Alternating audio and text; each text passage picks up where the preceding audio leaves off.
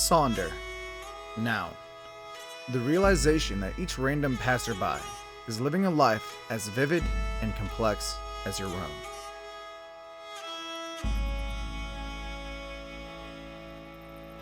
Wrecks of the Lost by Glitterbeard, Chapter 4. The more I thought about that shipwrecked galleon, the more I realized that ship must have also had a crew of friends once, laughing and joking on their merchant voyage. The merchants didn't really care about the crew. They would record every last crate, but never think to jot down the names of the pirates who'd carried them. Later that day, I went to one of my favorite painting spots and set up my easel in the latest set of paints Sally had found for me, the ship's log laid out at my feet. I had to use my imagination, as there was much we'd never found out about the crew, but I was able to capture how I imagined they'd looked, sailing together, happy. Once it had dried, I took the painting to Chief Trader Molly, explaining who the pirates were and why I'd chosen to paint them. I like to hope that she still has it. Glitterbeard understood Sonder better than most. He realized that a lot of the events and people in the Sea of Thieves that we take for granted had their own personalities, their own hopes and aspirations, their own bonds, their own fears. Every day we speak to the shopkeepers, the trading company representatives, but rarely do we stop and think, what kind of person are they? What sort of life do they lead? To us, they are just static NPCs standing in one place for all eternity, but Rare gave them more depth than that.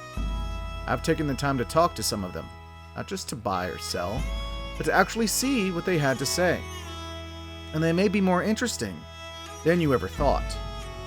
So today, I'm going to give you 5 interesting characters you may never knew existed.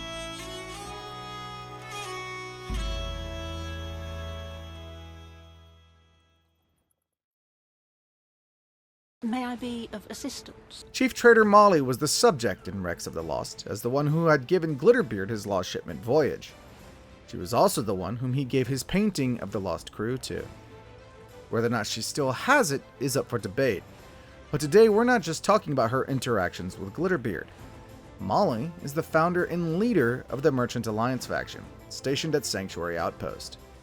Though she doesn't speak much about the lives of her couriers, she does care deeply about the state of the cargo, particularly the animals. She asks that you make sure the animals are treated with care and that they don't come to harm. Interestingly enough, she differs greatly with another member of her trading company, and isn't afraid to speak of them with some measure of disdain. We'll speak again later. Be quick, time's precious. Senior Trader Mavis is the Merchant Alliance representative at Golden Sands, and she is at odds with her company leader. Mavis doesn't care about the quality of the cargo, or how well it's kept, or the safety of the animals. All Mavis cares about is how long did it take. To Mavis, time is everything, to the point that nothing else matters. She is even willing to lie about how the cargo got into bad condition, so long as it was delivered on time. I don't even care what condition the cargo is in when you deliver it, she says. I'll just tell the customer it was damaged in a storm. Mavis and Molly seem to butt heads pretty directly, but I have a feeling Molly won't be dealing with Mavis's illicit tactics much longer. Time to get going. Excuse me. Willa was the weaponsmith at Galleon's grave, and she is really, really sick. Sniffling, coughing, a raspy sound to her voice. If you ask her about it, she'll tell you it's from the gunpowder and forge smoke. She'll also tell you that she used to have a lovely singing voice and was popular at the tavern before her job took away both her voice and her free time. She's breathed in so much gunpowder dust and smoke that she even claims she's coughed it up and put it back in the kegs. She also might be friends with Tess, the tavern keeper, and said that Tess had nearly applied to the weaponsmith job before her. At this point, it seems clear to me that poor Willow might have lung disease or black lung, a disease most often associated with coal miners. If that's the case, it's unclear how much time she actually has left. Bye. See you again. Yes? Catherine Largesse Dulay III is the trader at 3 Paces East Sea Post, and has a very interesting way of speaking. Despite her rough and tumble looks, Catherine actually comes from an aristocratic family, and was educated at the Bell Poppins Academy, apparently a very prestigious school in the world of Sea of Thieves.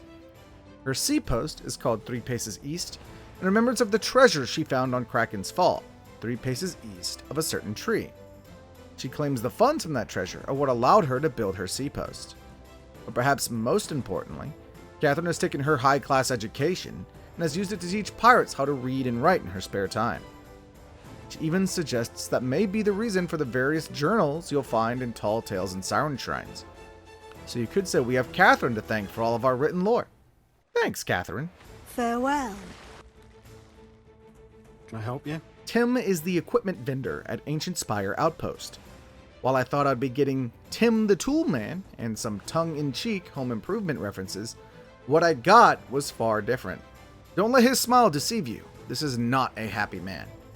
Attempts at small talk with Tim has him lamenting the non-stop toil at his station every single day. How he wants to get out. He dismisses any attempt at friendliness, saying he's just a facade for us that we can just choose and leave our money on the counter. With everything he's saying, it almost seems like Tim is self-aware. That he knows he's an NPC vendor in a video game, bound to his shop counter for eternity. And truthfully, I could not imagine what that could possibly feel like. Tim is the inspiration behind this list, never truly seen by the player, assumed to be a shallow front for a game mechanic, when he's actually painfully self-aware of his own existence. Goodbye. So there you have 5 characters that were probably more interesting than you knew, and you've probably spoken to them multiple times aloud on your adventures. And that is just a handful of the characters out here in the Sea of Thieves, each with their own goals, hopes, dreams, fears, and personalities. The next time you visit a shopkeeper to buy your next cosmetic, I encourage you to spend some time and talk to them. You might find them more like you than you realize. And don't take them for granted. Just because they are here today doesn't mean they won't be gone tomorrow.